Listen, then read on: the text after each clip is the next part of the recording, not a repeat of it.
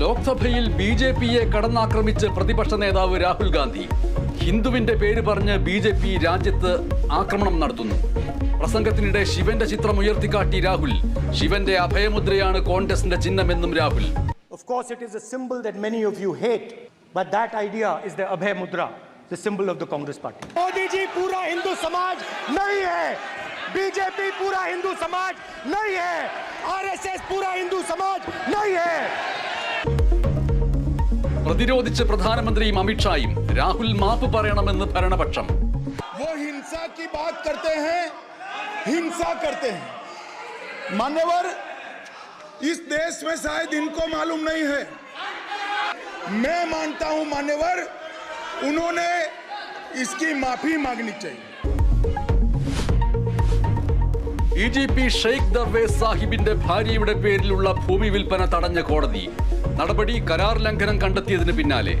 ഭൂമിക്ക് വായ്പ ഉണ്ടായിരുന്ന കാര്യം മുൻകൂട്ടി അറിയിച്ചിരുന്നതായി DGPയുടെ വിശദീകരണം.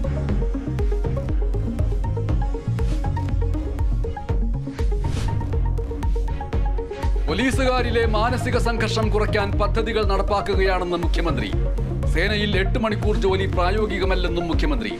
സർക്കാർ ഇടപെടൽ പോലീസിനെ സമ്മർദ്ദത്തിലാക്കുന്നുവെന്ന് പ്രതിപക്ഷം.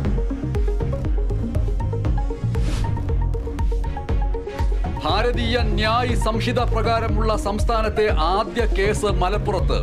കൊണ്ടോട്ടി പോലീസ് യുവാവിനെതിരെ കേസെടുത്തത് ഹെൽമറ്റ് ഇല്ലാതെ യാത്ര ചെയ്തതിന്. രാജ്യത്തെ ആദ്യ കേസ് ഡൽഹിയിൽ തെരുവ് കച്ചവടക്കാരനെതിരെ. തിരുവനന്തപുരം വെൺപാലവട്ടത്ത് വാഹനാപകടത്തിൽ ഒരു മരണം.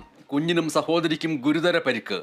അപകടം മേൽപ്പാലത്തിൽ നിന്ന് സ്കൂട്ടർ നിയന്ത്രണം വിട്ട് താഴേക്ക് പതിച്ച്.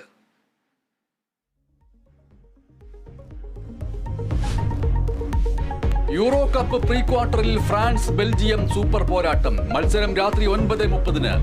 ക്വാർട്ടർ ഉറപ്പിക്കാൻ റൊണാൾഡോയുടെ പോർച്ചുഗലും. എതിരാളികൾ സ്ലൊവേനിയ.